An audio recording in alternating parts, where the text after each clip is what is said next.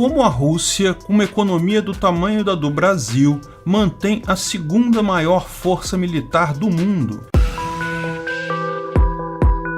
Esse é o Visão Libertária, sua fonte de informações descentralizadas e distribuídas. A essa altura, já está claro para todos que a invasão russa da Ucrânia foi um fracasso militar. A Rússia continua avançando sobre seus alvos e pode até ser que, efetivamente, conquiste toda a Ucrânia. Mas o tempo, que era fator crucial para o sucesso desta guerra, já passou. Os motivos para esse fracasso parecem cada vez mais apontar para a burocracia russa. Falamos sobre isso no vídeo Analista do FSB desabafa, situação russa é muito pior do que parece, que, aliás, foi confirmado como sendo de uma fonte legítima. Devemos falar sobre isso em um vídeo próximo. Ainda assim, é impressionante como as Forças Armadas russas, a segunda maior do mundo, simplesmente não conseguem avançar sobre a Ucrânia, que, segundo a maioria dos rankings, fica num distante 22º lugar. Será que a força militar russa realmente existe? Ou depois de tantos anos relapsos sobre estruturas burocráticas socialistas, altamente corruptas, tudo que existe são só números? Seria a Rússia um urso de papel? A forma de medir o tamanho de um exército ou das forças armadas de um país pode ser enganoso, porque existem vários indicadores. O que é melhor? Você ter mais soldados, ter mais tanques, ter mais aeronaves, ter mais submarinos? Lógico, tudo isso vai depender da guerra que se for travar. Mas existem especialistas que usam métricas objetivas baseadas nesses indicadores. Usando a métrica da revista Business Insider em 2021,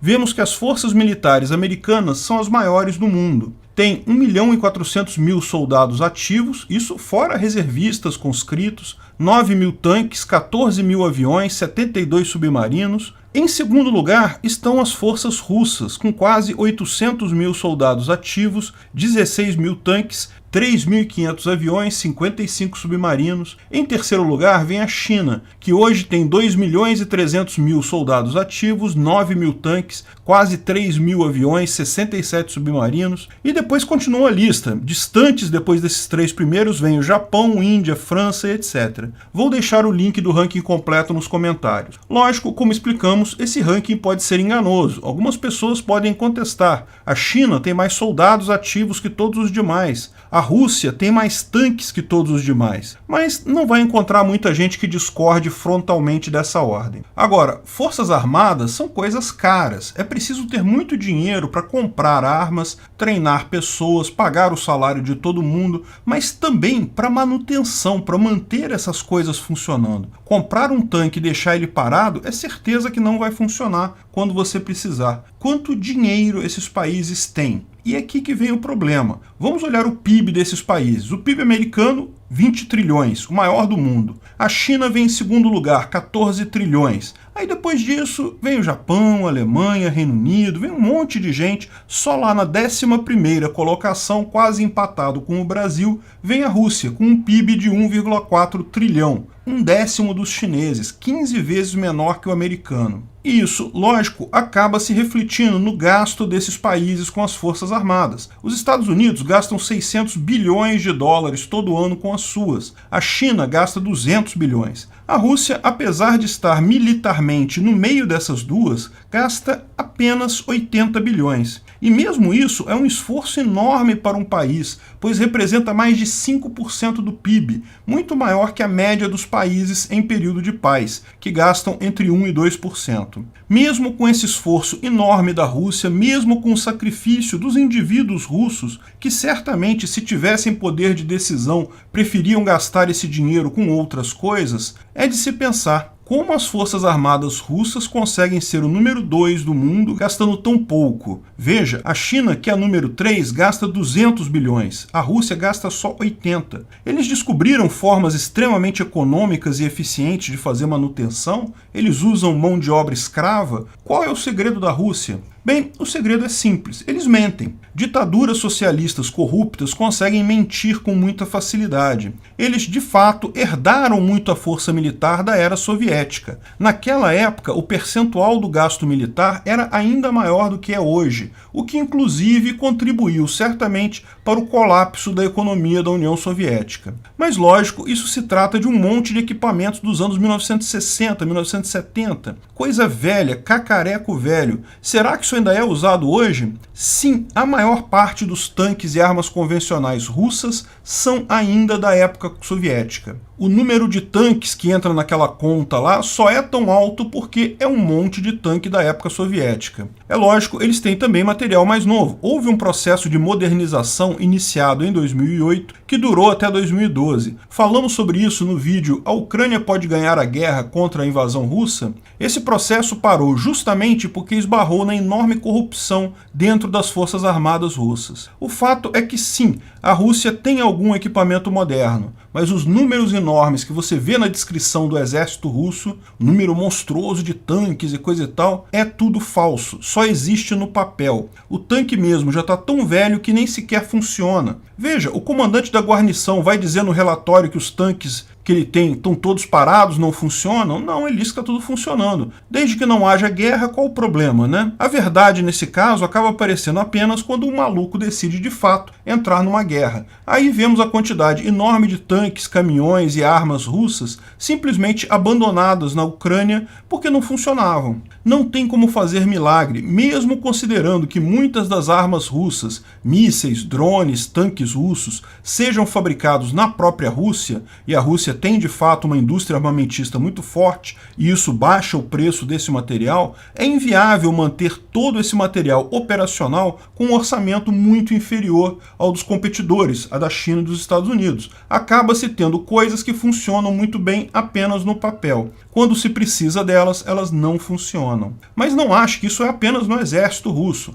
Um fator que tem levado ao enorme atraso na invasão russa é a falta de supremacia aérea. Em guerras em que um lado é muito superior ao outro, esse é geralmente o primeiro objetivo dos invasores. Os Estados Unidos fizeram isso em todas as suas guerras e invasões no Oriente Médio. Um país tem a supremacia aérea quando o outro país não consegue usar seus aviões e suas defesas antiaéreas. Portanto, aquele lado consegue usar a sua força aérea de forma impune em todo o território, sem ser detido ou ameaçado pelo outro lado. Isso é relativamente fácil de fazer, quando uma força é muito maior que a outra. Basta usar o fator surpresa e no primeiro dia bombardear todas as pistas aéreas militares do país de forma a impedir o seu uso, danificando a maior parte das aeronaves também e as defesas antiaéreas. A Rússia tentou isso. Lembra o primeiro dia da invasão? Milhares de mísseis foram disparados em direção à Ucrânia, visando alvos militares? Exatamente como os Estados Unidos fizeram no Afeganistão e no Iraque. Tentaram usar o fator surpresa para anular a capacidade de defesa aérea da Ucrânia e sua força aérea logo no primeiro dia. Esperavam obter a supremacia aérea. Mas, como mostram as fotos das pistas militares ucranianas, os russos falharam terrivelmente. Podem ter obstruído algumas pistas, atacaram alguns aviões e baterias antiaéreas,